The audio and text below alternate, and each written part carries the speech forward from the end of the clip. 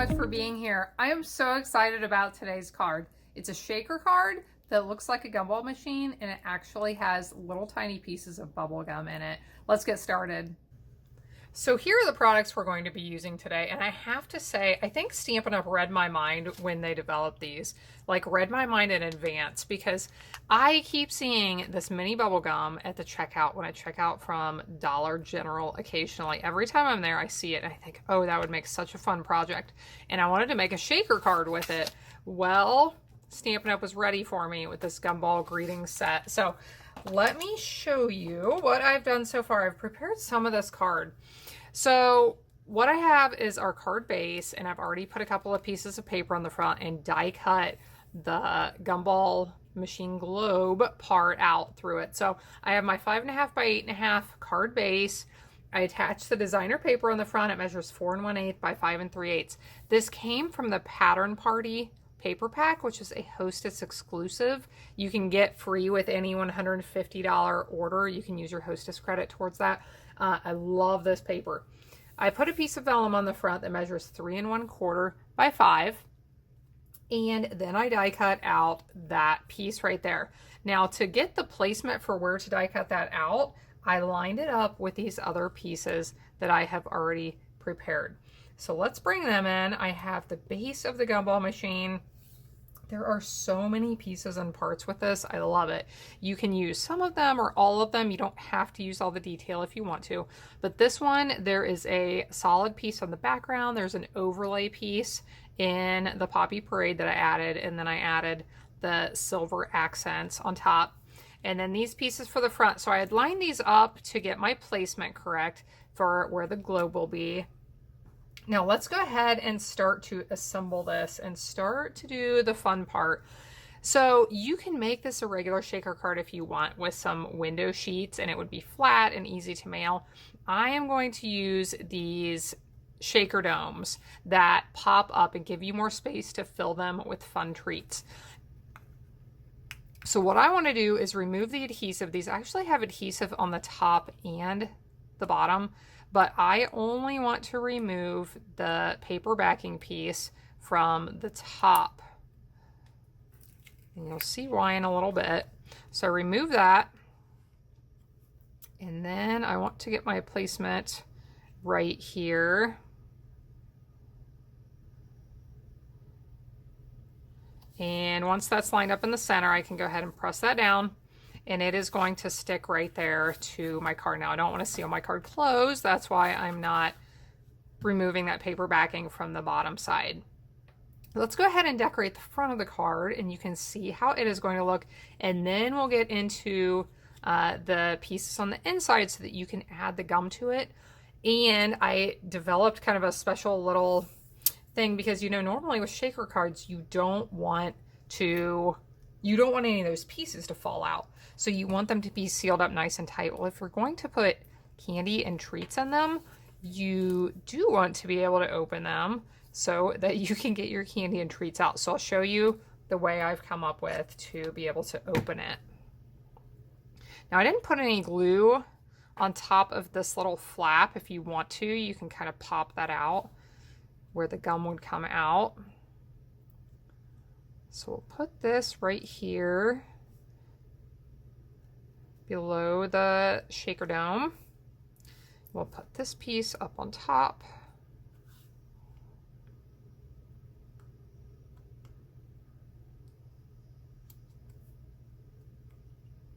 Right there.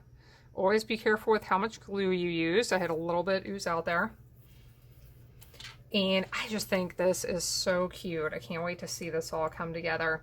Now, I made a little tag with one of the greetings in the stamp set. May your day be filled with all the best things. This is a die from the Tasteful Labels die set that I used. So we'll pop this up with some dimensionals.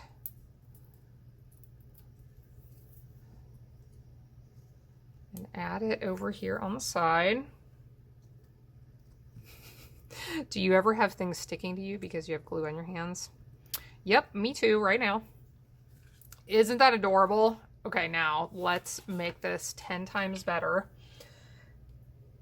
So what we're going to do is fill this with glue and then add a flap that I have created that we're going to seal on the back to seal it shut, but then make it so that it can be open. Now to do this, I took inspiration from those envelopes that, you know, the envelopes with the little string on them, and you can wrap the string around the, what is that called? Around the little circle to be able to open and close them, so that can be open and closed without breaking the seal. We are going to create one of those. I know those have a name, and at the moment it's not coming to me. So when you attach this onto the front, this designer paper, you may want to not put much or any adhesive up here at the top when you first do that. And this is why, when I was assembling this, I hadn't yet developed my method of how I was going to attach this. So you could do this ahead of time if you want to, but we can do it right now as well. So what I want is, I'm gonna insert a brad through here, and I want to poke a hole. We'll poke it right about there so that I can put a brad through it. It needs to come through from the back side, and then we're going to hide the little ends behind the designer paper.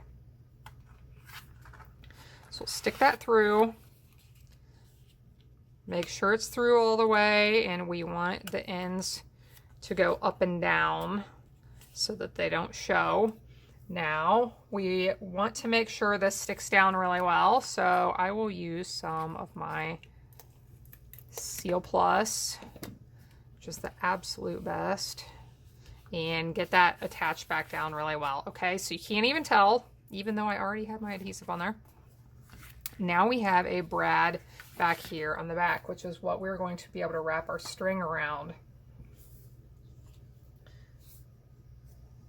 Let's prepare our tag or little flap that will go over that, and then we will put the gum inside. So I punched this, I wanted it to have a cute end, so I used the fancy tag topper punch. This piece measures 2 inches by 4 inches, and I scored it down here at 1/2 inch. I punched the end with that fancy tag topper punch.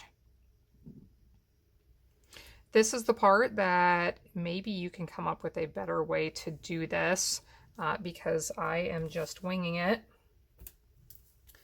When I come up with ideas like this, I don't always know the best way to accomplish them. So I put the little hole that got punched out back in there because we're going to be putting adhesive on here, and I don't want that to go through to the back side. So once we put this circle on top, that little piece should be held in place. Now I want some strong adhesive and something that's going to hold immediately here. So I'm going to put 4 glue dots on the back of the circle. You could use tear and tape adhesive, you could use Seal Plus as well. Now I have a piece of my linen thread, and I want this to be attached really well back here on the back side. So I am going to stick that through. It ended up going through all 4 of those glue dots. And I want it to come out over here so that it's headed over to the right side. Now I'm going to give that a really, really good press to make sure that all holds, okay? So you can see that piece is staying in place. None of that adhesive came through, and I have my string hanging out the right side. So I'll be able to attach this right here, wrap the string around the brad, and it will keep this closed. Now normally on a score line, you would fold on that, give it a nice good crease, loosen it up. On this one, I'm not going to, because I'm a little bit afraid of the gum popping out that back side since it won't be sealed on the top and bottom. So I am going to lay that gum in there, attach the flap, and then we will be able to see how this all comes together.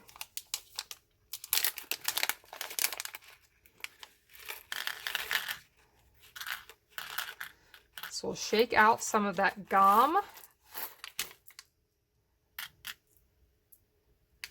Especially want some of those pink and red ones in there, since those are a lot of the colors on my card.